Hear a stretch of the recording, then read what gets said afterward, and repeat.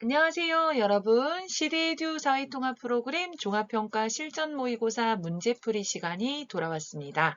오늘은 제1회 영주용 종합평가를 같이 살펴보겠습니다. 2025년 사회통합 프로그램 종합평가 실전 모의고사 책이 출간이 되었는데요. 필요하신 분들은 구입을 하셔서 책을 보면서 같이 공부하면 더 도움이 될 것 같습니다. 제가 유튜브 아래 설명에 링크를 올리도록 하겠습니다. 필요하신 분은 구입해서 같이 공부해 주세요. 자, 1번. 우리 아이는 뭐뭐라서 혼자 조용히 있는 것을 좋아한다. 자, 아이의 성격을 고르는 문제인데요. 우리 아이는 혼자 조용히 있는 것을 좋아하는 성격이에요. 자, 그럼 1번, 2번, 3번, 4번 중에 혼자 조용히 있는 것을 좋아하는 성격 뭐라고 할까요? 네, 내성적이라고 합니다. 내성적이라서 혼자 조용히 있는 것을 좋아한다. 자, 내성적인 사람은 자기 생각을 밖으로 이야기하지 않고요. 혼자 조용히 있는 것을 좋아하죠. 자, 내성적의 반대는 외향적이 있습니다. 자, 외향적은 자기가 생각하는 걸 밖으로 잘 드러내고 또 처음 만나는 사람에게도 먼저 다가가서 인사할 수 있고 별로 스트레스를 받지 않아요. 그리고 활동적인 걸 좋아해요. 그래서 뭐 밖에 나가서 어떤 활동을 한다거나 이런 것도 참 좋아하죠. 자, 긍정적이다는 어떤 일이 일어났을 때, 그것의 좋은 점을 먼저 보는 성격을 말하고요. 어떤 일이 생겼을 때 잘 될 거야 라고 생각하는 성격을 말합니다.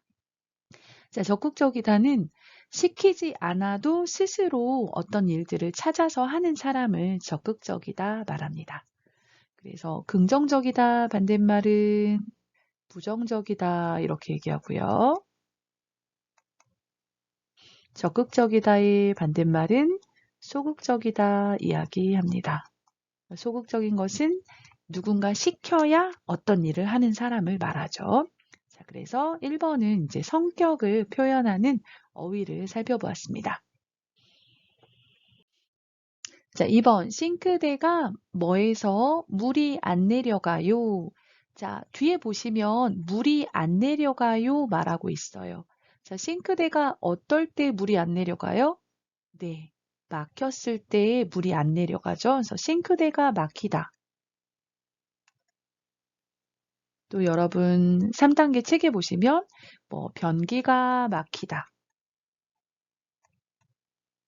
또 사용할 수 있는 게 세면대가 막히다. 이렇게 사용할 수가 있겠습니다. 그래서 막히다에다가 이유에 아서 어서 써서 막히다, 막혀서 이렇게 사용하면 되겠습니다. 자, 일본의 새에서도 여러분이 알아두시면 좋겠어요. 자, 벽에서 물이 새다 이렇게 사용합니다. 그래서 비가 왔는데 벽에서 물이 뚝뚝뚝 떨어져요. 벽에서 물이 새다 이렇게 말하죠. 그래서 2번의 답은 2번이 되겠습니다. 3번 연말에는 한 해를 돌아보며 회사 동료들이나 가족들과 모여서 이것을 한다. 자, 여기서 중요한 건 연말이라는 단어인 것 같아요. 자, 연말. 1년의 끝을 말하죠. 보통 12월을 말합니다. 12월. 연말에는 한 해를 돌아보며 1년을 돌아보면서 회사 동료들이나 가족들과 모여서 모임을 합니다. 어떤 모임을 합니까? 동창회, 반상회, 송년회, 야유회. 자, 1년 마지막에 1년을 잘 살았던 것을 축하하면서 파티를 해요. 그걸 송년회라고 하죠.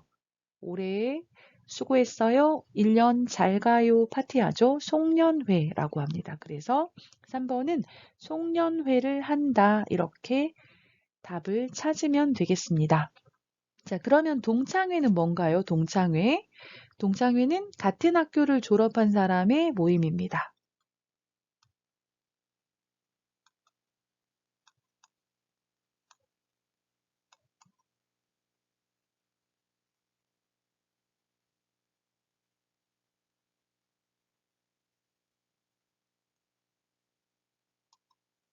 네, 같은 학교를 졸업한 사람들의 모임을 동창회라고 하고요.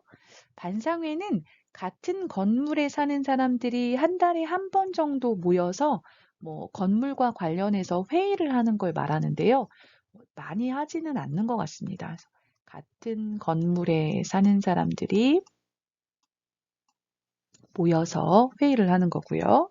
자, 야유회는 밖으로 나가서 노는 모임을 말해요. 그래서 여러분 소풍이라고도 하잖아요. 네, 학교에 다닐 때 가는 것은 소풍. 뭐 회사에서 밖에 나가서 놀아요. 이런 경우에는 야유회라고 합니다. 그래서 3번의 답은 송년회가 되겠습니다. 4번, 나는 시간이 있으면 예쁜 풍경 사진을 찍어서 블로그에 보낸다, 올린다, 검색한다, 구매한다. 뭘까요? 자, 내가 사진을 찍어서 이 사진을 어디에? 블로그에 뭐 한다? 올린다라고 하죠. 올린다. 그래서 다른 사람들이 볼 수 있도록 내 핸드폰의 사진을 블로그에 올린다. 이렇게 말하죠. 반대로 뭐 영화를 보기 위해서 인터넷에서 어떤 것을 내 핸드폰으로 받아요. 그건 다운받다, 뭐 다운로드하다 이렇게 얘기하죠.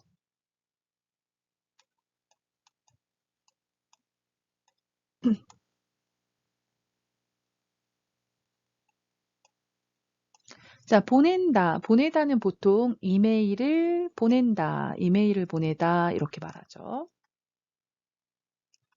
자, 검색하다는 인터넷에서 찾는 것을 말해요. 그래서 보통 정보를 검색하다 이렇게 말합니다. 자, 구매한다, 구매하다는 물건을 사다예요. 그래서 사다 또는 뭐 구입하다 의 의미라고 알아두시면 되겠습니다. 여기서는 시간이 있으면 예쁜 풍경 사진을 찍어서 어디에? 블로그에 올린다. 이렇게 찾으면 되겠습니다. 자, 5번부터는 문법 문제가 나옵니다. 자, 이쪽으로 앉으세요. 머리를 어떻게 해드릴까요? 여름이니까 좀 짧다, 잘라주세요. 자, 가의 질문을 보면요. 머리를 어떻게 해드릴까요? 어떻게 질문하고 있어요? 그것에 대한 대답으로 자르다, 잘라주세요. 그런데 어떻게 잘라주세요? 어떻게 짧게 잘라주세요. 이렇게 대답하면 되겠습니다. 자, 여러분, 형용사가 뒤에 동사를 설명해요. 그럴 때 형용사, 동사 이렇게 쓰시면 되겠습니다. 그래서 짧다, 짧게 잘라주세요. 자, 우리 식사할 때 맛있다, 드세요, 동사. 자, 맛있다, 드세요. 어떻게 드세요? 맛있게 드세요 말하잖아요. 그래서 형용사, 동사 이렇게 동사 앞에서는 형용사의 다를 지우고 개를 쓰면 됩니다. 자, 반대로 형용사가 명사 앞에 있어요. 그럴 때는 형용사 니은, 명사 쓰시면 되겠습니다. 뭐 예쁘다, 꽃, 뭐 짧다, 머리 이렇게 말하면요. 자, 예쁘다 받침 없어요. 예쁜 꽃. 짧다, 짧은 머리 해서 자, 명사 앞에서는 형용사 명사 쓰고요. 동사 앞에서는 형용사 동사 사용한다 기억하시면 되겠습니다. 자, 그다음 6번 가볼까요? 자, 어릴 때 어떤 음식을 좋아했어요? 초콜릿과 같은 단 음식을 자주 먹다. 자, 어릴 때 자주 먹었어요. 자주. 초콜릿과 같은 단 음식을 먹고 또 먹고 또 먹고.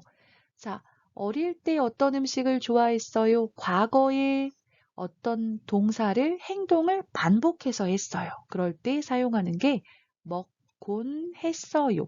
곤 했어요입니다. 그래서 동사 곤 했다 이렇게 사용하면요. 과거에 반복해서 했던 일을 말할 때 사용합니다.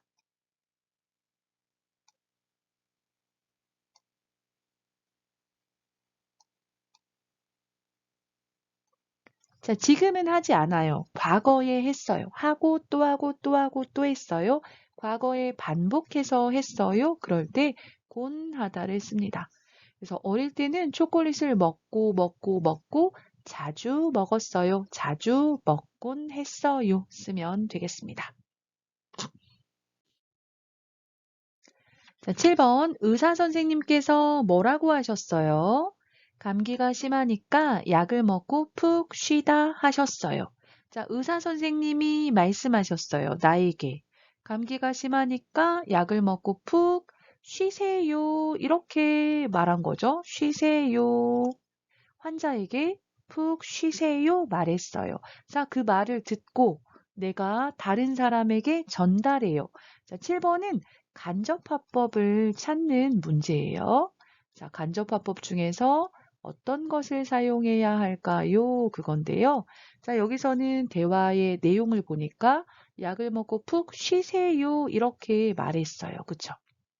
명령이죠, 명령. 쉬세요, 명령. 자, 명령 간접화법을 말할 때 어떻게 합니까? 자, 동사 으라고 하다 사용하죠. 그래서 답은 4번 쉬라고 하셨어요가 됩니다. 자, 간접화법을 살펴보고 넘어가겠습니다. 자, 냐고 하다는 의문형 간접화법이에요. 그래서 쉬다, 요 질문했어요. 그러면 쉬냐고 하다. 자, 쉰다고 하다는 평서문 간접화법이죠. 쉬어요. 평서문의 간접화법이에요. 그래서 동사 는다고 하다, 니은다고 하다 해서 쉬어요 말할 때 쉰다고 하다 말하죠. 자, 자고 하다는 동사에 자고 하다 쓰는데요. 이것은 청유, 같이 뭐뭐 해요. 또는 쉽시다, 쉴까요? 이런 거죠. 그래서 같이 쉬어요. 같이 쉽시다. 이런 경우에 간접화법 쉬자고 하다. 청유형입니다. 그래서 여기서는 의사 선생님이 환자에게 감기가 심하니까 약을 먹고 푹 쉬세요. 명령을 했어요. 그래서 답은 쉬라고 하다가 되겠습니다. 8번 어제 본 영화는 어땠어요? 너무 재미있어서 배꼽이 빠지다 웃었어요. 자, 웃었어요. 얼마나 웃었어요? 배꼽이 빠질 만큼 웃었어요. 그래서 얼마나에 대한 대답을 할 때 을 정도로로 대답을 합니다. 그래서 정도를 나타내는 건데요. 얼마나 웃었어요? 배꼽이 빠질 만큼, 배꼽이 빠질 정도로 웃었어요. 이렇게 대답을 합니다. 그래서 실제 배꼽이 빠지지는 않았어요. 근데 그것하고 비슷한 정도로 웃었다. 이런 얘기니까 배꼽이 빠질 정도로 웃었습니다. 이렇게 보시면 되겠습니다. 자, 9번. 친구가 기다리고 있어서 수업이 끝나자마자 빨리 가다. 자, 1번 빨리 가고네요. 2번 빨리 가야 돼요. 3번 빨리 가지 못해요. 4번 빨리 가기 때문이에요. 자, 친구가 기다리고 있어요. 그래서 수업이 끝나자마자는 끝나고 바로 그 말이죠. 끝나고 바로 빨리 가야 돼요. 이렇게 말해야 되겠습니다. 늦게 가면 안 돼요. 빨리 가야 돼요. 그래서 답은 빨리 가야 돼요. 2번이 되겠습니다. 자, 10번. 극장 앞에 사람이 많은 걸 보니 저 영화가 재미있다. 자, 극장 앞에 사람이 많은 것을 보고 추측을 하는 거죠. 추측. 아마 저 영화가 재미있을 거예요. 추측을 하는 거예요. 그래서 뒤에는 이제 추측 표현이 나와야 되겠습니다. 자, 1번부터 4번까지 보면 추측 표현이 있는 것이 1번이죠. 저 영화가 재미있나 봐요. 동사 나 보다, 형용사 은가 보다, 추측할 때 사용하죠. 동사 나 보다, 형용사 은가 보다는 추측 표현입니다. 그래서 극장 앞에 사람이 많은 것을 보고 보니까 이유 그걸 보고 추측해요. 저 영화가 재미있나 봐요. 아마 재미있는 것 같아요. 이렇게 말하고 있습니다. 자, 이번에 을 뻔했어요는 어떤 일이 일어날 것 같았지만 일어나지 않았어요. 그럴 때 사용하거든요. 조금만 잘못했으면 그 일이 일어날 수 있었어요. 이럴 때도 사용합니다. 그래서 뭐 교통사고가 날 뻔했어요. 이렇게 많이 사용하죠.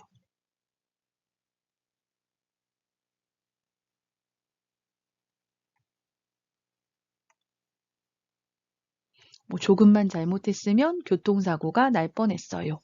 자, 3번에 저 영화가 재미있는 척 했어요. 는 척하다는 거짓 행동을 할 때 말합니다. 친구가 음식을 만들어줬는데 사실은 맛이 없었어요. 하지만 내가 맛있다, 맛있다 하면서 먹었어요. 음식이 맛있다, 맛있는 척 했어요. 이렇게 말하죠. 그래서 거짓 행동을 할 때, 거짓으로 행동할 때 사용합니다. 자, 는 법이다는 동사 하는 것이 동사 형용사 하는 것이 자연스럽다 또는 당연하다 이렇게 말할 때 사용합니다. 그래서 아이들은 부모를 따라하는 법이에요. 이렇게 말하죠.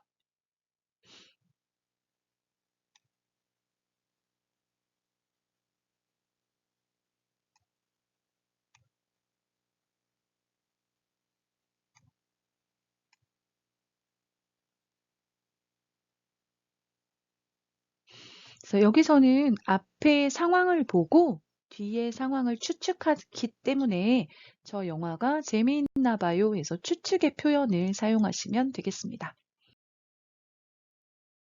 자, 11번. 다음을 한 문장으로 알맞게 연결한 것을 고르시오. 자, 11번과 12번이 한 문장으로 연결하기인데요. 자, 대기업에 지원하다 열심히 준비하고 있다. 자, 이 두 문장을 한 문장으로 연결을 하는 거죠. 자, 열심히 준비하고 있어요. 왜? 목적이 뭐예요? 열심히 준비해서 뭐 할 거예요? 대기업에 지원할 거예요. 그래서 목적을 나타내는 기위해서를 쓰면 되겠습니다. 그래서 목적을 나타내는 기위해서를 써서 대기업에 지원하기 위해서 열심히 준비하고 있어요. 왜 열심히 준비해요? 준비하는 목적이 뭐예요? 대기업에 지원할 거예요. 그래서 답은 1번이 되겠습니다. 12번. 주말에 근무하다 평일에 쉬다 괜찮다. 자, 이 사람은 주말에 근무해요. 그리고 주말에 쉬어야 하는데 근무해요. 그러니까 어때요? 대신 평일에 쉬어요. 그래서 괜찮아요. 이렇게 말하는 거죠. 그래서 주말에 근무하고 대신 평일에 쉬다. 그래서 괜찮다. 이런 의미로 문장을 만들어야 돼요. 그래서 3번에 주말에 근무하는 대신에 평일에 쉬니까 괜찮다로 문장을 만들면 되겠습니다. 동사, 형용사의 는 대신에 은 대신에를 쓰면요. 앞선 행동에 대해서 보상이나 대체를 나타낼 때 사용하거든요. 그래서 동사, 는 대신에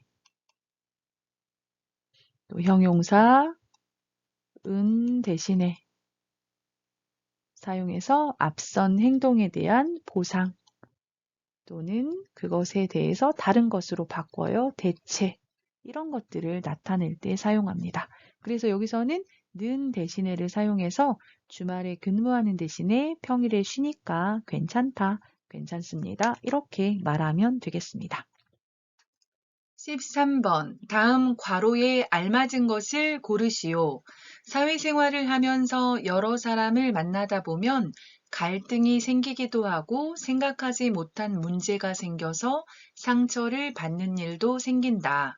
그래서 최근 들어 대학이 불편한 사람이나 오랫동안 연락을 하지 않는 사람과 과로 인맥 다이어트를 하는 사람이 늘고 있다고 한다.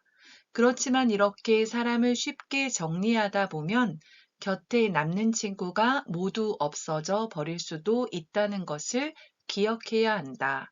1. 다시 연락하는 것을 뜻하는. 2. 관계를 정리하는 것을 의미하는. 3. 새로운 관계를 만드는 것을 뜻하는. 4. 갈등을 빨리 해결하는 방법을 의미하는. 자, 괄호에 알맞은 문장을 찾는 건데요. 자, 내용을 먼저 한번 살펴보겠습니다. 자, 사회생활을 하면서 사회생활은 여러분이 뭐 회사에 다니거나 어떤 집이 아닌 밖에서 다른 사람을 만나면서 함께 하는 일들을 사회생활이라고 합니다. 보통은 이제 회사에 다녀요. 직장 생활을 얘기하는 경우가 많습니다. 자, 사회생활을 하면서 여러 사람을 만나다 보면 갈등이 생기기도 하고, 갈등은 어떤 사람과 다른 사람이 내가 다른 사람과 부딪히는 거예요. 그래서 서로 반대가 되는 입장이나 그런 이해관계 때문에 충돌, 부딪히는 상태를 말하는 거죠. 그래서 갈등, 서로 어떤 것이 맞지 않아서 부딪히고 싸우거나 다투는 그런 상황을 말합니다. 그래서 우리 남편과 아내가 자주 싸워요. 그럴 때 부부 갈등이란 표현을 사용하죠. 시어머니와 며느리가 사이가 좋지 않고 어떤 것에 자꾸 부딪혀요. 그럴 때 고부 갈등 이렇게 말합니다. 자, 그래서 갈등이 생기기도 하고 생각하지 못한 문제가 생겨서 상처를 받는 일도 생긴다. 어떤 일 때문에 내가 마음이 아파요. 상처를 받는 일도 생겨요. 그래서 최근 들어 대학이 불편한 사람이나 만나면 불편해요. 그런 사람이나 오랫동안 연락을 하지 않는 사람과 1년 동안 연락 안 했어요. 2년 동안 연락한 적이 없어요. 이런 사람과 인맥 다이어트인데 괄호 인맥 다이어트. 어떤 인맥 다이어트를 하는 사람이 늘고 있다고 한다. 증가하고 있다고 말해요. 인맥 다이어트를 소개를 하는 거죠. 이 괄호가 어떤 인맥 다이어트예요 하고 인맥 다이어트를 소개를 하는데 인맥하면 여러분이 아는 사람들을 말하는 거예요. 학교에서, 회사에서 또는 어떤 단체에서 여러분 주변에 아는 사람들, 여러분과 알고 지내는 사람들을 인맥이라고 하죠. 인맥. 자, 그렇지만 이렇게 사람을 쉽게 정리하다 보면, 자, 이렇게는 앞에서 말하는 인맥 다이어트를 말하는 것 같아요. 이렇게 사람을 쉽게 정리하다 보면, 정리하다는 관계를 정리하다 이렇게 말하면, 사람을 정리하다 이거는 다른 사람과 이렇게 알고 지내다가 이제는 모르는 사람, 만나지 않고 연락하지 않고 이제 모르는 사람이 되는 거예요.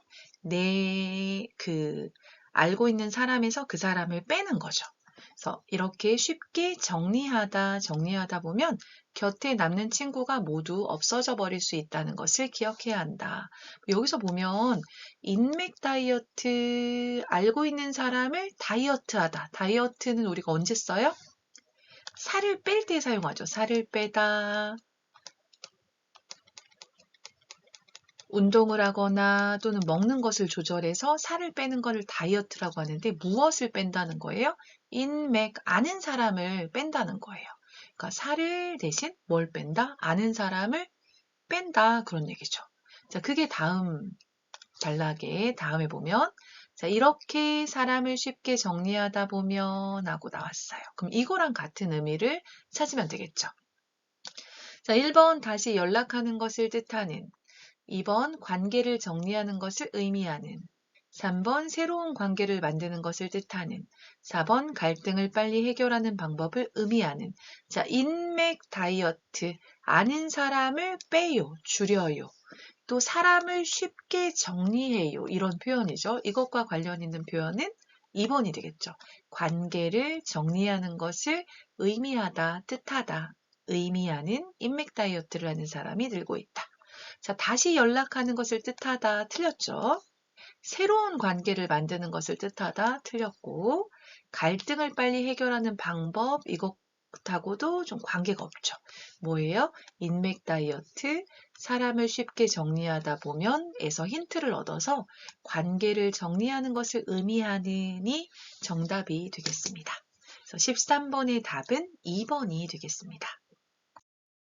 14번. 다음 구인 광고를 보고 알 수 없는 것은, 자, 구인 광고는 사람을 모집하는, 사람을 구하는 광고예요. 그래서 직원을 뽑는 걸 말하죠. 자, 제가 구인 광고를 읽어보겠습니다. 자, 신입사원 모집 안내. 모든 사람이 일하고 싶어하는 SD전자에서 직원을 모집합니다.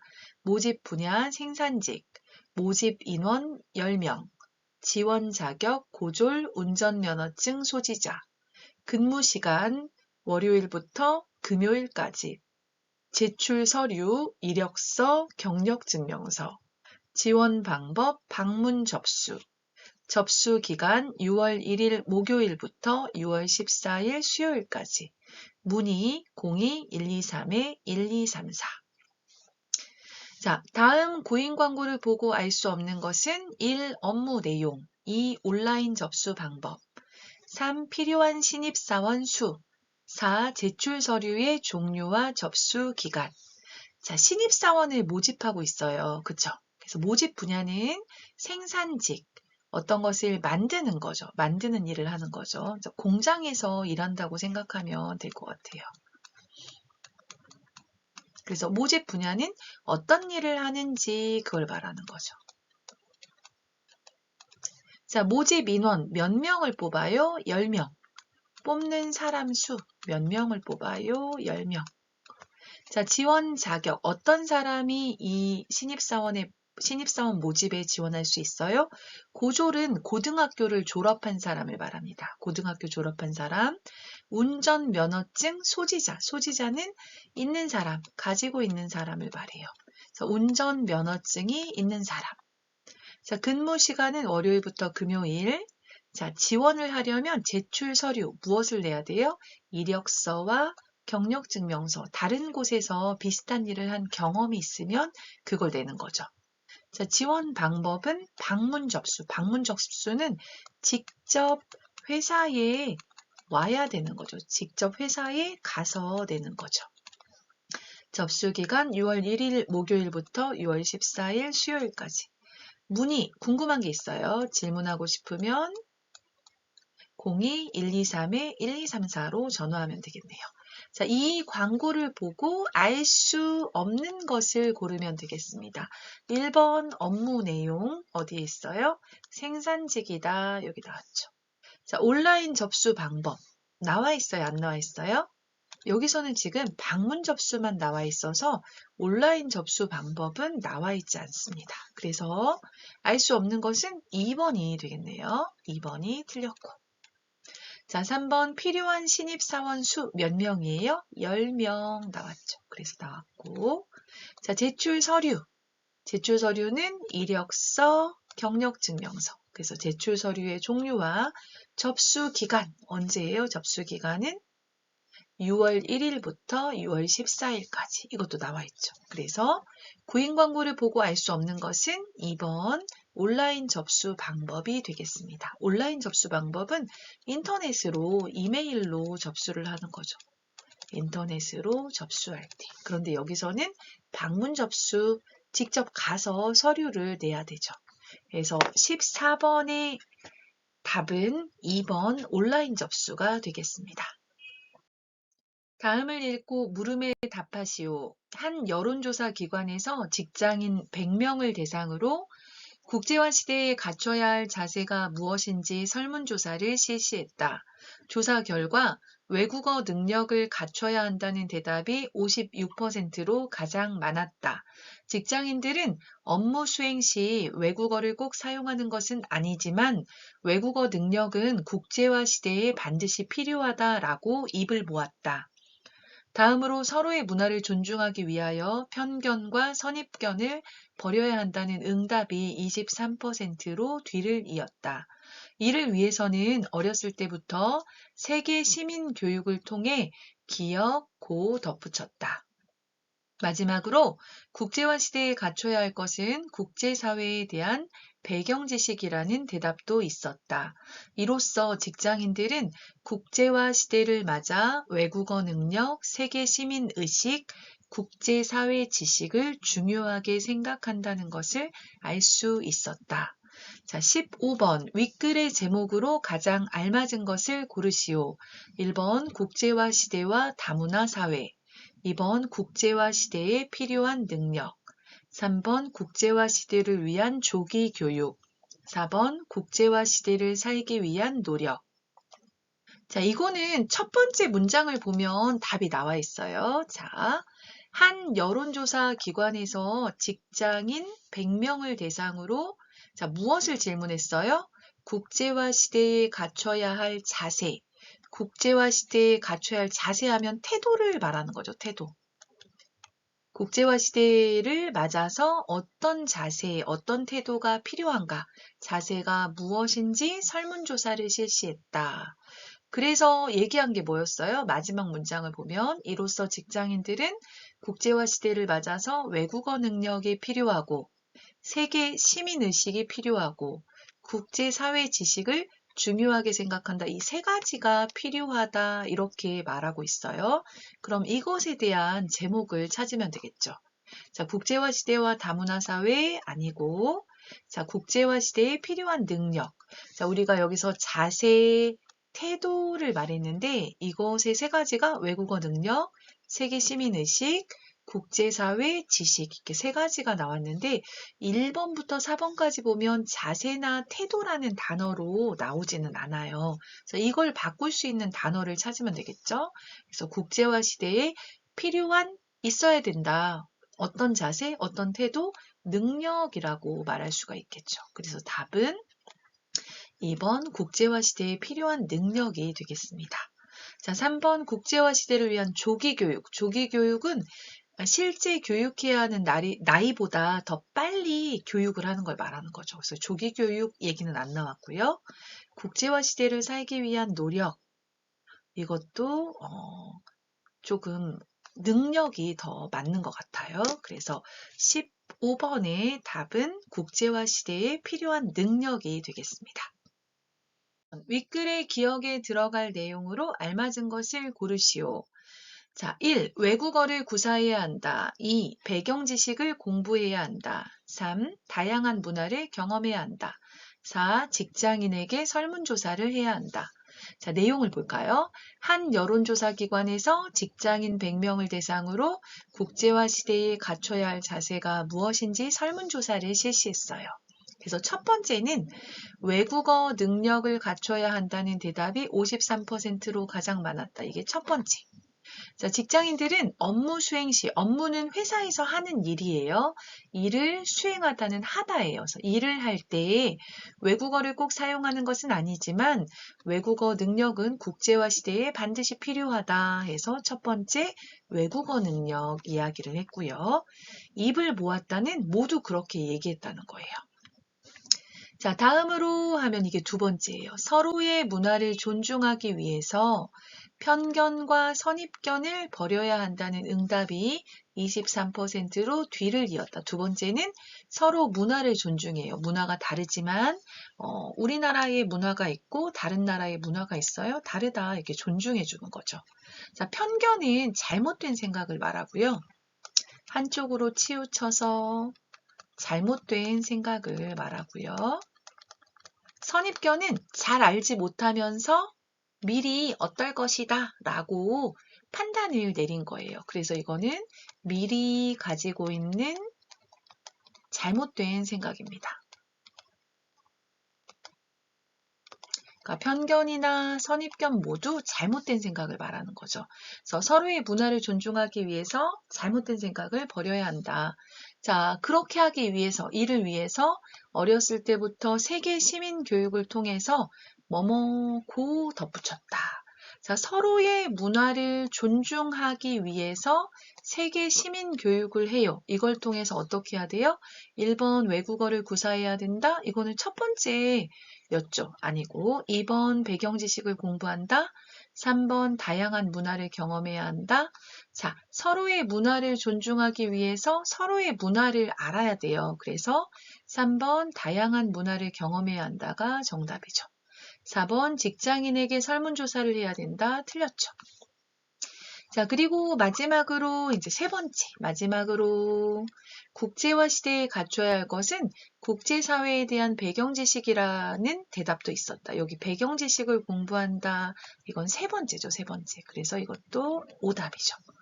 자, 이로써 직장인들은 국제화 시대를 맞아서 외국어 능력, 세계 시민의식, 국제사회 지식을 중요하게 생각한다는 것을 알 수 있었다. 자, 답은 두 번째에서 볼 수 있어요. 서로의 문화를 존중하기 위해 편견과 선입견을 버려야 한다는 응답이 23%로 뒤를 이었다. 이를 위해서 어떻게 해야 돼요? 어렸을 때부터 세계 시민교육을 통해서 다양한 문화를 경험해야 한다고 덧붙였다. 답은 3번이 되겠습니다. 자, 17번 한국 도시의 문제점으로 맞는 것을 보기에서 모두 고른 것은 보기, 기억, 일할 수 있는 노동력이 부족하다. 니은, 문화시설, 의료시설이 부족하다. 디귿, 집값이 크게 오르거나 주택이 부족해진다. 리을, 대기오염, 수질오염과 같은 환경 문제가 있다. 자, 도시의 문제점, 도시 문제로 맞는 것을 보기에서 모두 고른 것은 했죠. 자, 기억, 일할 수 있는 노동력이 부족하다. 틀렸죠. 노동력이 부족한 곳은 농촌이죠, 농촌. 자, 문화시설, 의료시설이 부족하다. 이것도 농촌의 문제점이죠. 그래서 기억, 니은은 농촌의 농촌 문제를 말하고 있고요. 자, 디귿, 집값이 크게 오르거나 주택이 부족해진다. 맞죠? 도시에는 사람들이 많아요. 그래서 집값이 오르고 주택이 부족한 문제가 있죠.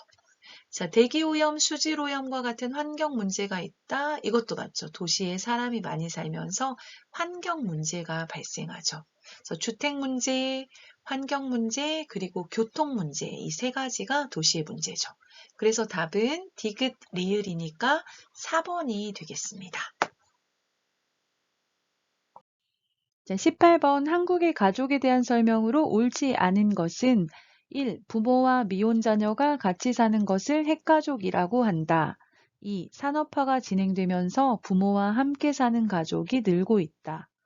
3. 과거에는 결혼한 자녀가 부모님을 모시고 사는 경우가 많았다. 4. 1인 가구가 늘고 있으며 최근 결혼 연령이 점점 높아지고 있다. 자, 한국의 가족에 대한 설명으로 옳지 않은 것, 틀린 것을 찾는 문제입니다. 자, 1번 부모와 미혼 자녀가 결혼을 하지 않았어요. 결혼하지 않았어요. 미혼. 부모와 미혼 자녀가 같이 사는 것을 핵가족이라고 한다. 맞죠? 그래서 한국의 많은 가족 형태 중에 하나입니다. 핵가족이요. 자, 이번 산업화가 진행되면서 부모와 함께 사는 가족이 늘고 있다. 이게 틀렸죠. 예전에는 농사만 지었는데요. 산업화, 2차 산업, 3차 산업이 발달하면서 청년들이 도시에 모여서 뭐 취업을 하거나 이렇게 되면서 부모님은 농촌에 사시고 자녀들은 도시에 와서 따로 살게 되어 따로 살게 되었죠. 그래서 부모와 함께 사는 가족이 늘고 있다는 틀린 답이 되겠습니다. 자, 3번 과거에는 결혼한 자녀가 부모님을 모시고 사는 경우가 많았다. 이 과거에는 결혼한 자녀가 그것도 장남, 첫째 아들이 부모님을 모시고 살았습니다. 그래서 부모님과 자녀와 또 손자, 손녀까지 3대가 함께 살았는데요. 이런 가족의 형태를 확대 가족이라고 합니다. 과거에 많았죠. 자, 4번 1인 가구가 늘고 있으며 최근 결혼 연령이 점점 높아지고 있다. 자, 1인 가구 혼자 사는 사람들이 늘고 있어요. 그쵸? 그리고 최근 결혼 연령, 결혼하는 나이가 점점 많아지고 있습니다. 맞죠? 그래서 18번에 옳지 않은 답은 2번이 되겠습니다. 19번 한국에서 태극기를 달아야 하는 국경일에 해당하는 것을 보기에서 모두 고른 것은 기역 설날, 니은 어버이날, 디귿 광복절, 리을 제헌절, 미음 한글날, 비읍 성탄절. 자, 한번 찾아볼까요? 설날 아니죠? 음력 1월 1일인데요. 한국의 명절이지만 태극기를 달지는 않습니다. 자, 어버이날 5월 8일이죠. 부모님께 감사하는 날인데요. 이날도 태극기를 달지 않습니다. 자, 광복절 태극기를 달죠. 8월 15일로 일본의 지배를 받다가 독립한 것을 기념하는 날입니다. 자, 리을 제헌절 이것도 태극기를 다는 날입니다. 7월 17일로 한국 최초로 헌법이 만들어진 날이 1948년 7월 17일이에요. 그래서 헌법을 만든 것을 기념하는 날입니다. 헌법을 제정했어요. 그걸 기념하는 날이죠. 자, 한글날도 태극기를 달아야 되겠죠? 10월 9일입니다. 세종대왕이 한글을 만들었어요. 그걸 기념해서 한글날로 축하하고 있습니다. 자, 비읍 성탄절, 예수님 생일인데요. 이날 태극기를 달지는 않습니다. 그래서 태극기를 달아야 하는 국경일, 국가경축일은 광복절, 제헌절, 한글날 이렇게 세 가지가 되겠습니다.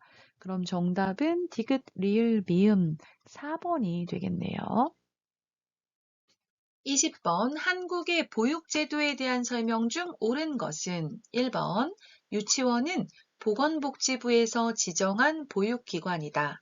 2번 만 7세 이상의 아동이 있는 가정에 아동수당을 지원한다.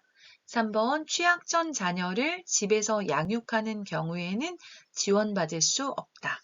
4번 어린이집은 만 0세부터 만 5세까지의 보육과 교육을 담당한다. 자, 보육제도에 대한 설명 중 옳은 것을 고르면 되겠네요. 맞는 것. 자, 1번 유치원은 보건복지부에서 지정한 보육기관이다. 보건복지부가 아니고 교육부에서 지정한 곳이죠. 그래서 교육부에서 관리를 하고요. 어린이집이 보건복지부에서 관리합니다. 자, 만 7세 이상의 아동이 있는 가정에 아동수당을 지원한다. 아동수당은 만 7세 미만, 만 7세가 안 되는 아이들까지를 얘기하는 거죠. 그래서 틀렸고요. 3번 취학 전 자녀를 집에서 양육하는 경우에는 지원받을 수 없다. 틀렸죠.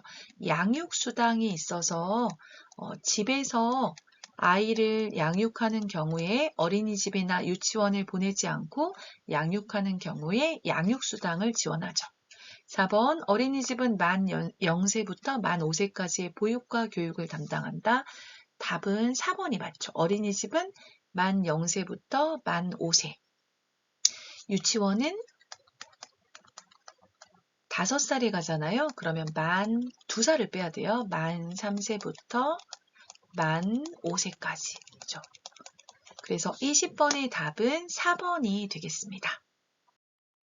자, 21번 보겠습니다. 한국의 초중등 교육기관에 대한 설명으로 옳지 않은 것은 1. 한국에서는 만 7세부터 초등학교에 입학할 수 있다. 2. 각 학년은 2학기로 운영되며 1학기는 3월에 시작된다. 3. 중학교 3년 과정 중에서 1년은 자유학년제로 운영되고 있다. 4. 한국에서의 의무교육기간은 9년으로 꼭 교육을 받아야 한다. 자, 한번 살펴보도록 하겠습니다. 자, 한국의 초중등 교육기관, 초등 교육기관은 초등학교고요. 한국의 중등 교육기관 하면 중학교하고 고등학교가 포함됩니다.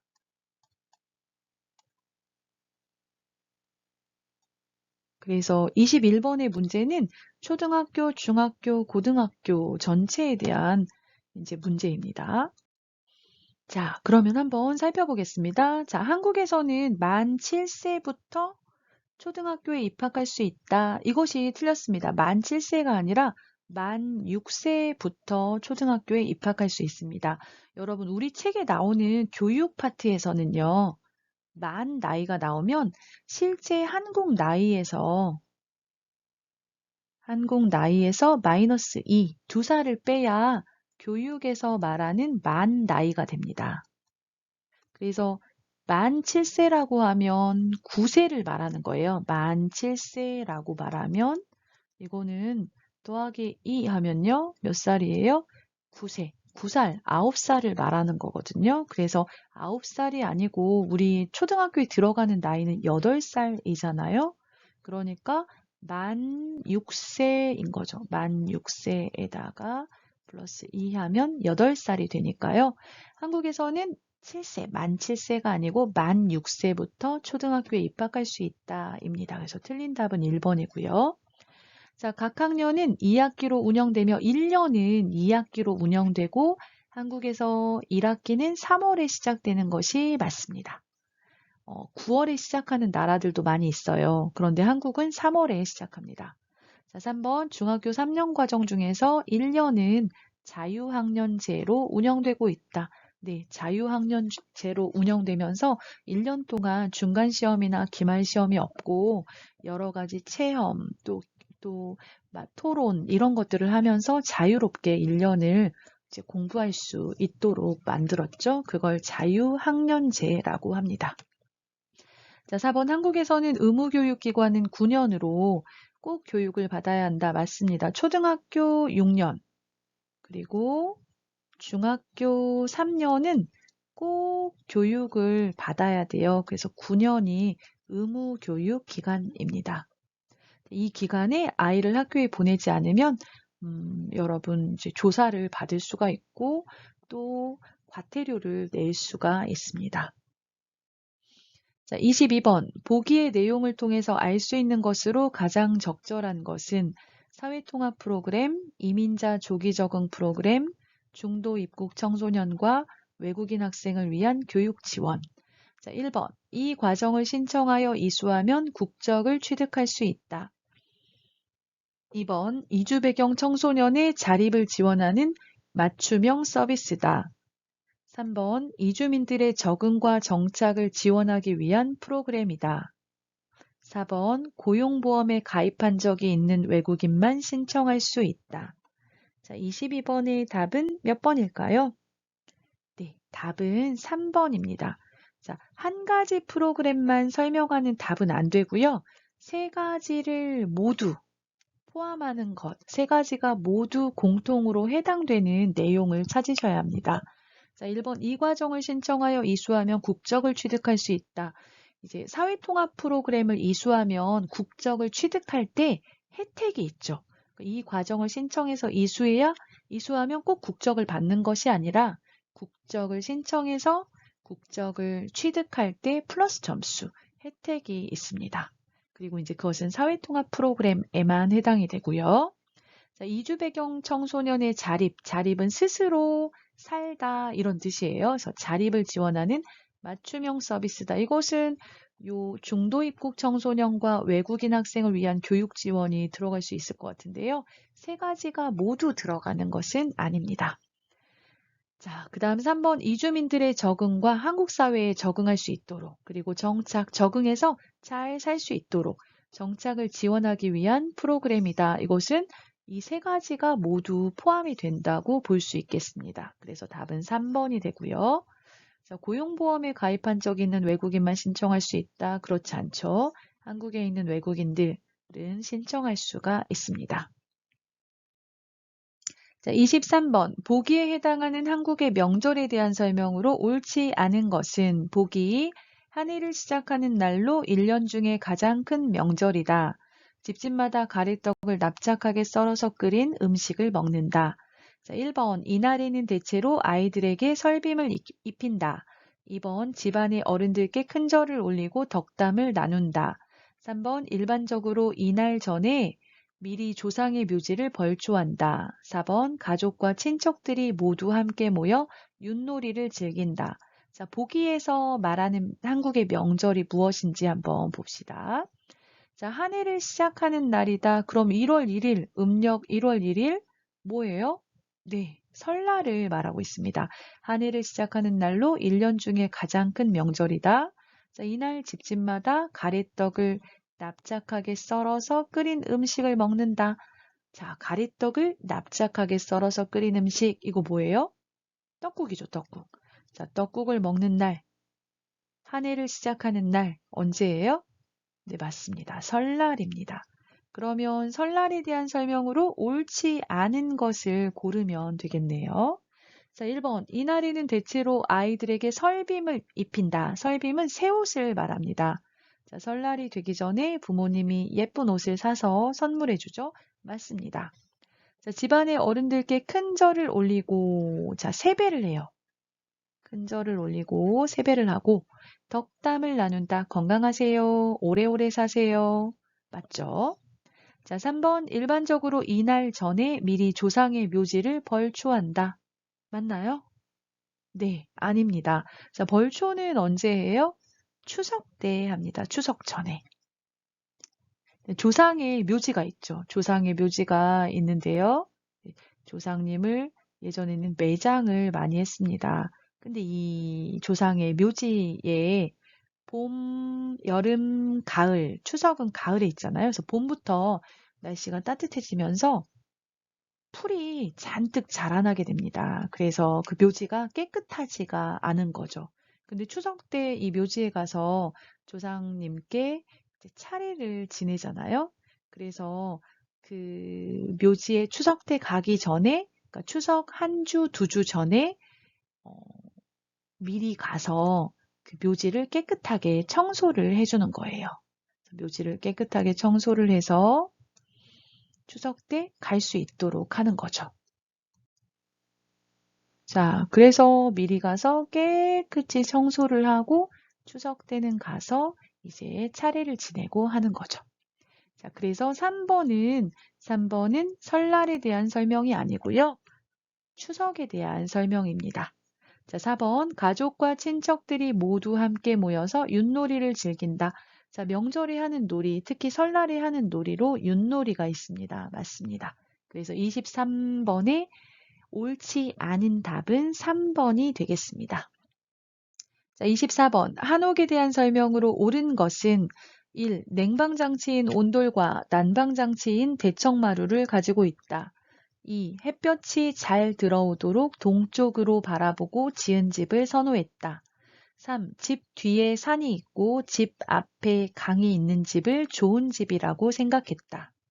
4. 지붕의 재료에 따라 양반이 살던 초가집과 서민이 살던 기와집이 있다. 자, 한번 살펴보겠습니다. 한국 전통집, 한옥에 대한 설명으로 옳은 것을 고르면 되겠는데요. 자, 1번 냉방장치인 온돌. 온돌은 방을 따뜻하게 해요. 냉방장치가 아니고 난방장치죠. 난방장치인 온돌과. 자, 대청마루는 여름에 시원하게 보낼 수 있었어요. 그래서 대청마루가 난방장치가 아니고 냉방장치라고 생각할 수 있겠습니다. 그래서 틀렸죠. 냉방장치인 온돌이 아니고 난방장치인 온돌과 그리고 냉방장치인 대청마루를 가지고 있다. 이렇게 말해야 되는데 두 가지가 바뀌었습니다. 자, 햇볕이 잘 들어오도록 동쪽으로 바라보고 지은 집을 선호했다. 동쪽 아니고요. 남쪽 집을 선호했습니다. 그래서 집을 지을 때 남쪽, 남향으로 집을 지었습니다. 자, 3번 집 뒤에 산이 있고 집 앞에 강이 있는 집을 좋은 집이라고 생각했다. 이 답은 3번이 맞겠습니다. 전통적으로 한국 사람들은 뒤에 산이 있고 그리고 앞에 강이 흘러요. 물이 흘러서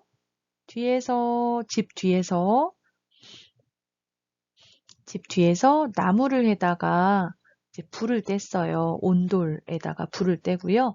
앞에 물을 길어다가 빨래도 하고 밥도 하고 그렇게 이용을 했거든요.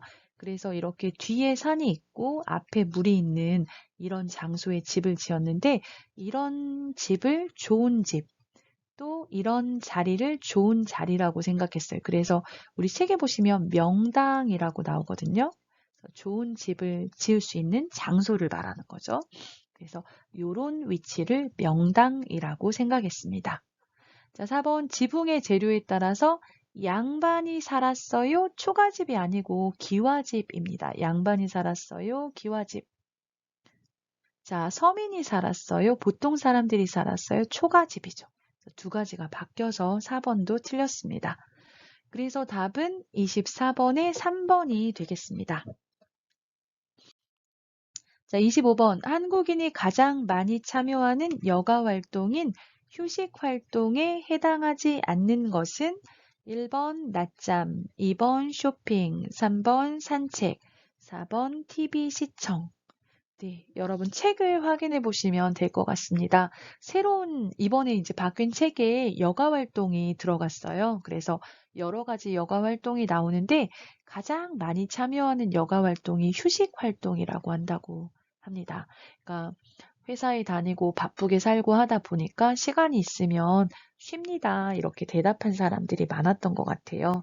그래서 휴식 활동이라고 하면 쉬다라는 뜻이잖아요. 휴식이 쉬다 이런 뜻이기 때문에 낮잠을 자거나 1번 낮잠 맞죠. 그리고 산책을 가요. 이것도 쉬는 게 되잖아요. 그리고 찜질방에 가거나 텔레비전을 보거나 이런 것들이 포함이 됩니다. 그런데 쇼핑은 취미 오락 활동에 포함이 됩니다. 내가 좋아하는 활동인 거죠. 취미 오락 활동에 포함이 됩니다. 그래서 나가서 물건을 사요. 기분이 좋아져요. 그런 거죠. 그래서 해당하지 않는 것은 2번이 되겠습니다. 자, 26번 보기에 괄호에 공통으로 들어갈 말은 보기 대한민국 헌법 제1조 대한민국의 주권은 누구에게 있고 모든 권력은 누구로부터 나온다. 자, 괄호에 들어갈 사람은 누구일까요? 1번 국민, 2번 판사, 3번 대통령, 4번 국회의원. 자, 대한민국의 주권, 주인의 권리가 누구에게 있습니까? 주인의 권리. 대한민국의 주인은 누구예요? 대통령 아닙니다. 누구예요? 국민이죠, 국민. 그래서 대한민국의 주인의 권리, 주권은 국민에게 있고 모든 권력, 모든 힘은 누구로부터 나온다? 국민으로부터 나온다. 이런 문제는 틀리면 안 되겠습니다. 자, 27번. 다음 중 입법부에 대한 설명으로 옳은 것은 1. 한국의 입법부를 법원이라고 부른다. 2. 국군을 지휘하는 권한을 가지고 있다. 3. 법을 만드는 것은 가능하지만 고칠 수 없다. 4. 국정감사를 통해 정부를 견제하고 감시한다. 자, 입법부 하면요. 국회를 말하는 거죠. 한국의 국회를 말하고 있어요. 그래서 입법부에 대한 설명, 국회에 대한 설명으로 맞는 것을 고르면 되겠습니다. 자, 1. 한국의 입법부를 법원이라고 부른다. 그렇지 않죠. 입법부는 국회입니다. 그래서 법원은 사법부라고 하죠. 자, 2번. 국군을 지휘하는 권한을 가지고 있다. 자, 국군을 지휘하는 권한은 대통령에게 있습니다. 그래서 2번은 대통령의 권한이고요. 입법부에 대한 설명이 아니죠. 자, 3번. 법을 만드는 것은 가능하지만 고칠 수 없다. 3번도 틀렸습니다. 자, 법을 만들어요. 그럴 수 있죠. 입법을 하고요. 그 다음 법이 과거에 만들어졌어요. 그래서 현대 시대와 맞지 않는 경우에 법의 일부분을 고치기도 합니다. 그래서 고칠 수 없다가 틀렸고요. 개정을 하죠. 개정을 하기도 하고요. 또 어떤 법은 현대 시대와 맞지 않아요. 그래서 폐지가 되는 경우도 있습니다. 입법, 개정, 폐지 세 가지를 다 하고 있습니다. 자, 4번. 국정감사를 통해서 정부를 견제하고 감시한다. 국정감사는 이제 보통 10월, 11월, 9월 이때쯤 이루어지는데요. 이 국정감사는 행정부에서 1년 동안 일을 잘했는지 못했는지 그것을 이제 국회에서 그 행정부 관계자들을 불러서 이제 질의응답을 하면서 이제 살펴보는 거예요. 그래서 국정감사를 통해서 정부를 견제하고 감시하는 것이 맞습니다. 답은 4번이 되겠습니다. 자, 그럼 여기서 입법부가 하는 일에 대해서 한번 살펴보고 지나가도록 할게요. 그래서 국회가 하는 일은요.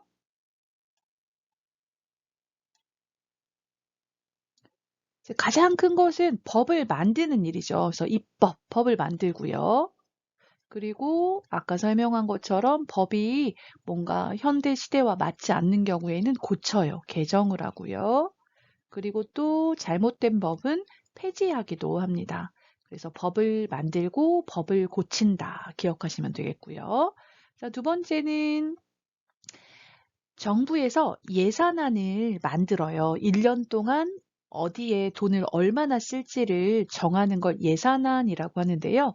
국회에서 이 예산안을 보고 예산안을 검토를 해요. 어느 곳에 너무 돈이 많다, 재정이 많이 들어간다 하면 재정을 줄이고 또 어떤 분야에 필요한 것보다 재정이 너무 적다 그러면 재정을 늘리기도 합니다. 그래서 검토해서 예산안을 확정하는 일을 국회에서 하고 있습니다.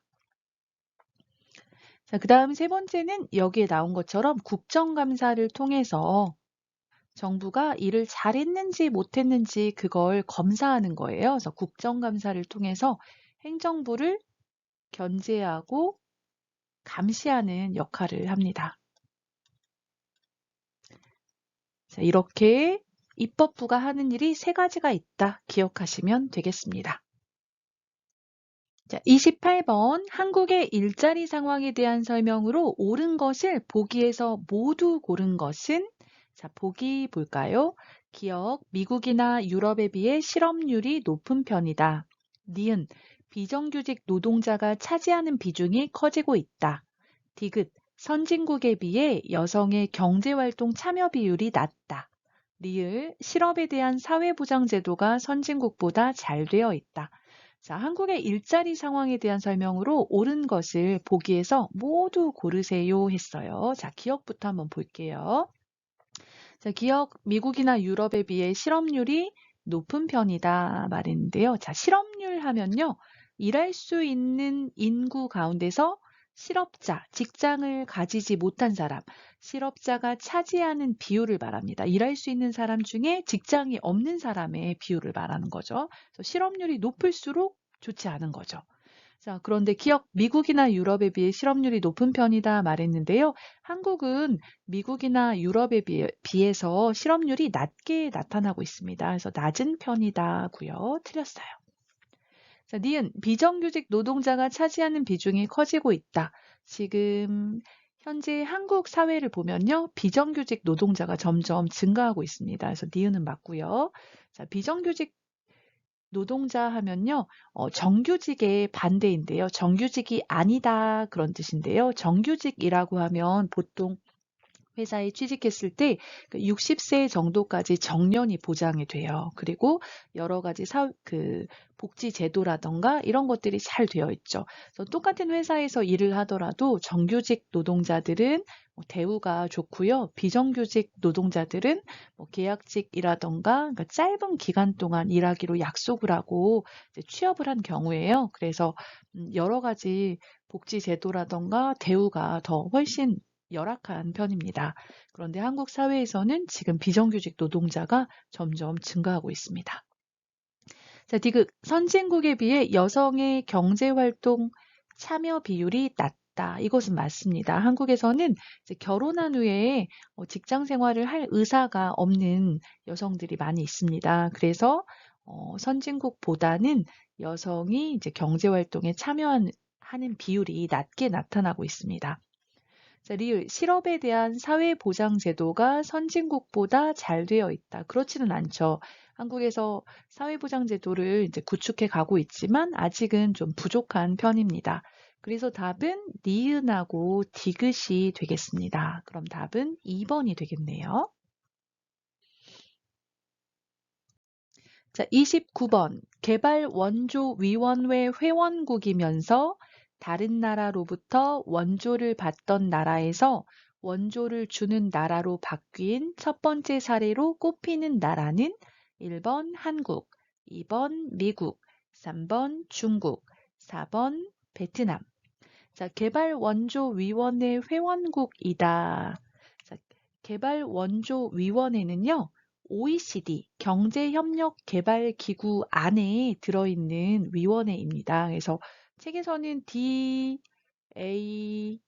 DAC라고 말했는데요. OECD 안에 있는 위원회인데요. 여기에 가입한 회원국이면서 자, 다른 나라로부터 원조를 받던 나라, 원조하면 다른 나라의 도움을 받은 거죠. 원조를 받던 나라에서 지금은 원조를 주는 나라로 바뀌다. 도움을 주는 나라로 바뀐 첫 번째 사례로 꼽히는 나라.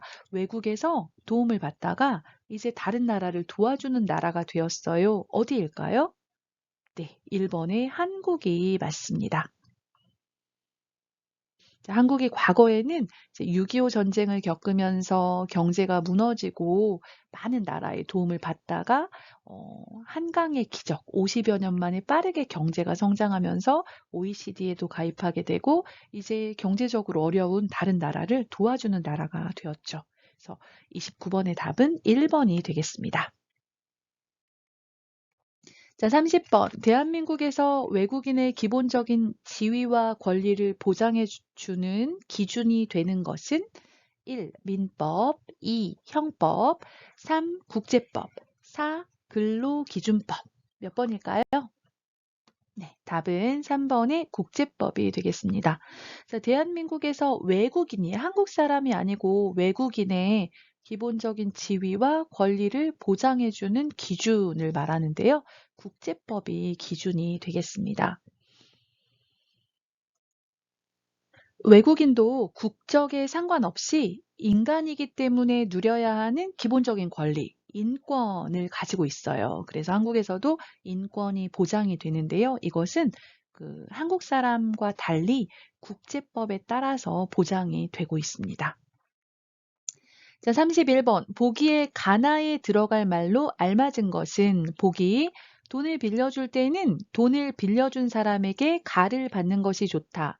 또한 빌린 돈을 갚을 때에는 돈을 갚은 내용을 증명해주는 나를 받아야 한다. 가나 나에는 돈을 거래한 사람의 이름, 주소, 연락처, 원금과 이자, 거래한 날짜, 서명 등을 기록해야 된다.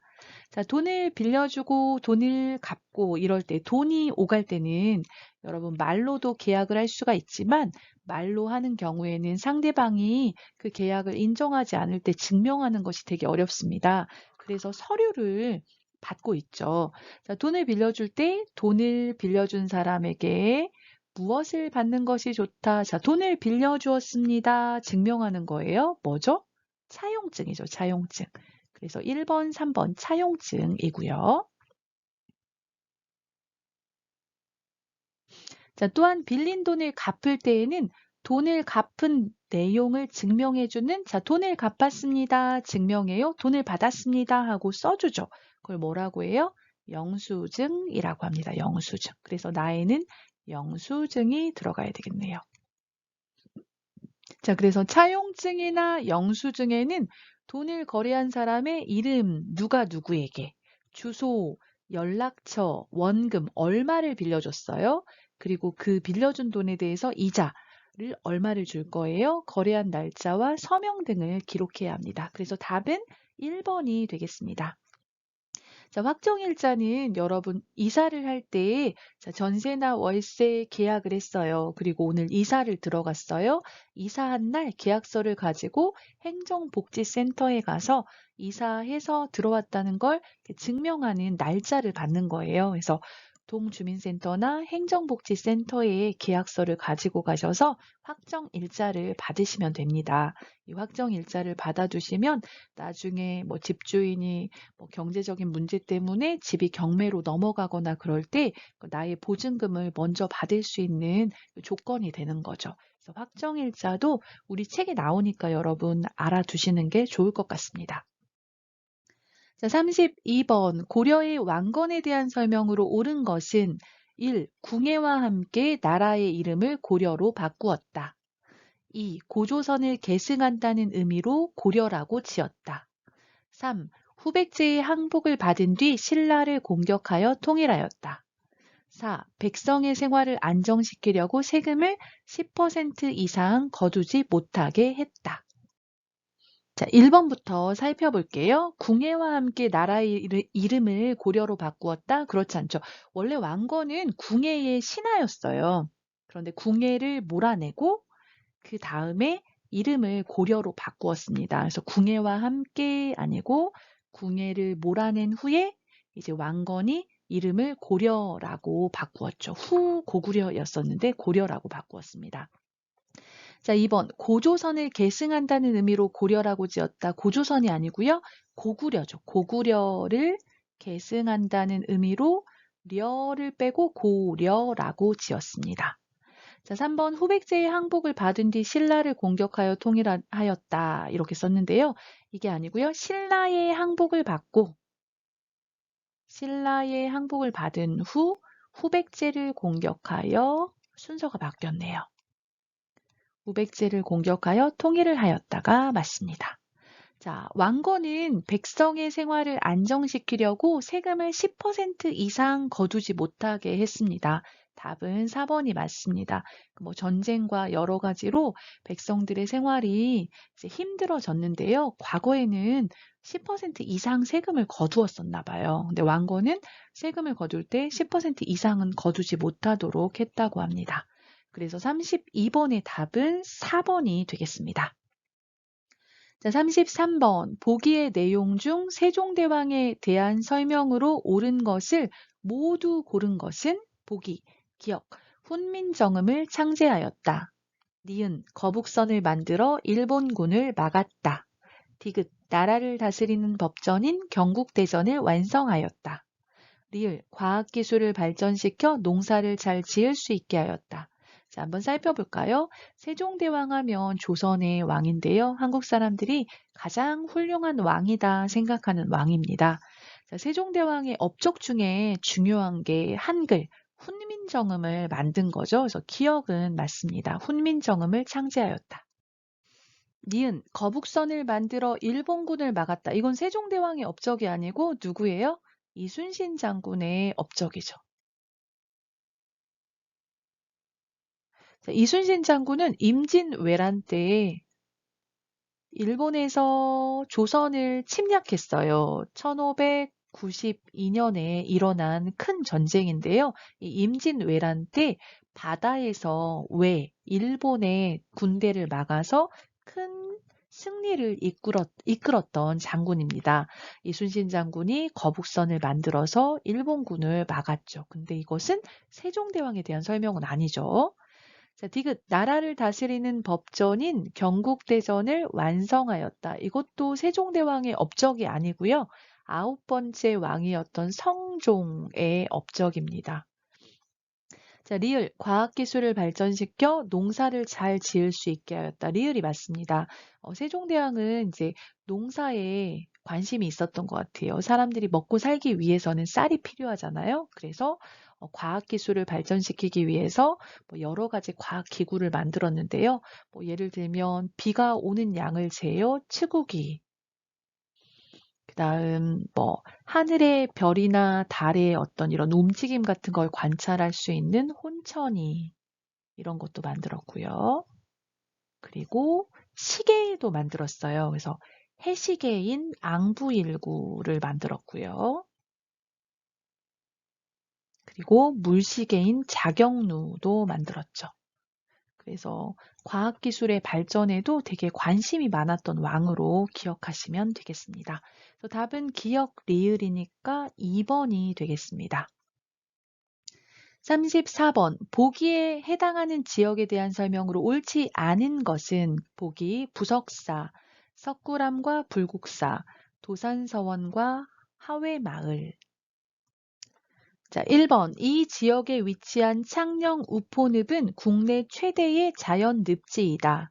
2번. 이 지역은 대구광역시, 울산광역시, 부산광역시를 포함하고 있다. 3번, 이 지역은 한국의 중앙부 동쪽에 위치하고 있으며 눈이 많이 온다. 4번, 이 지역에는 이순신 장군의 승리를 기념하기 위한 한산대첩 축제가 있다. 자, 지리 문제인데요. 자, 보기를 한번 살펴볼까요? 자, 부석사. 부석사는 경북 영주에 있습니다. 자, 석굴암과 불국사는 경상북도 경주에 있죠. 그리고 도산서원과 하회마을도 경북 안동에 있습니다. 경상북도 안동에 위치해 있습니다. 자, 보면 모두 경상도에 있는 지역이죠. 그래서 보시면 경상 지역에 대한 설명으로 옳지 않은 것을 고르시면 되겠습니다. 자, 1번. 이 지역에 위치한 창녕 우포늪은, 자, 창녕 우포늪은 경상 지역에 있습니다. 국내 최대의 자연 늪지이다. 맞죠? 자, 이 지역에 대구광역시, 울산광역시, 부산광역시를 포함한다. 대구, 울산, 부산은 경상도에 있는 광역시예요. 맞죠? 자, 이 지역은 한국의 중앙부 동쪽에 위치하고 있으며 눈이 많이 온다. 자, 제가 지도를 잘 못 그리는데, 자, 중앙부, 동쪽. 자, 이 지역이면 경상 지역이 아니고 어디예요? 강원 지역이죠. 강원 지역. 그래서 3번이 틀렸습니다. 3번은 강원 지역에 대한 설명입니다. 4번, 이 지역에는 이순신 장군의 승리를 기념하기 위한 한산대첩 축제가 있다. 예, 한산대첩 축제는 경상 지역의 대표적인 축제이죠. 이 축제뿐만 아니라 진해 군항제, 안동 국제 탈춤 페스티벌, 대구 치맥 페스티벌, 영덕 대게 축제, 부산 국제 영화제 등 다양한 축제가 있습니다. 그래서 34번에 경상 지역에 대한 설명으로 옳지 않은 것은 3번이 되겠습니다. 35번, 보기에 가나에 들어갈 말로 알맞은 것은 보기, 가라고 불리던 작은 항구에서 시작한 인천은 한국의 주요한 항구 도시로서 무역, 해외 여러 나라와의 교류에서 큰 역할을 담당해 오고 있다. 또한 한국에서 가장 큰 공항인 나는 동아시아의 대표적인 국제공항으로 인정받고 있다. 1, 2, 3, 4번을 보면 가는 석유포인지 제물포인지, 나는 김포국제공항인지 인천국제공항인지 묻고 있는 질문인데요. 자, 가 보시면요. 가라고 불리던 작은 항구에서 인천이라는 항구가 되었어요. 자, 인천의 옛날 이름은 뭐예요? 제물포가 맞습니다. 제물포. 그래서 2번이나 4번 중에 답이 있을 것 같은데요. 자, 제물포라고 불리던 작은 항구에서 시작한 인천. 여기 보면 또한 한국에서 가장 큰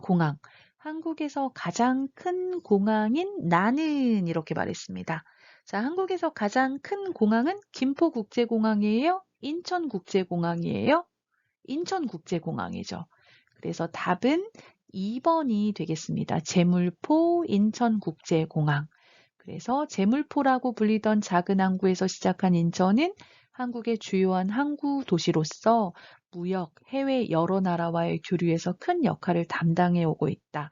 또한 한국에서 가장 큰 공항인 인천국제공항은 동아시아의 대표적인 국제공항으로 인정받고 있다. 이렇게 답을 찾으면 되겠습니다. 36번 충청 지역에 대한 설명으로 옳지 않은 것은 1. 단양팔경은 충청북도 단양의 8곳의 명승지를 가리킨다. 2. 대전 사이언스 페스티벌은 과학과 예술 문화가 공존하는 축제이다. 3. 보령 머드 축제는 진흙을 이용해 여러 가지 놀이를 즐기는 축제이다. 4. 백제문화제는 청주와 충주에서 매년 개최되는 역사문화 축제이다. 자, 충청 지역에 대한 설명으로 옳지 않은 것을 고르는 건데요. 자, 1번 단양팔경, 충청북도 단양의 8곳의 명승지, 단양에 8개의 아름다운 경치가 있는 곳을 말하는 거죠. 그래서 맞고요. 자, 이번 대전 사이언스 페스티벌은 과학과 예술 문화가 공존하는 축제이다. 맞습니다. 여러분, 대전 하면요. 과학 기억하셔야 돼요. 과학. 대전은 과학. 키워드가 과학입니다.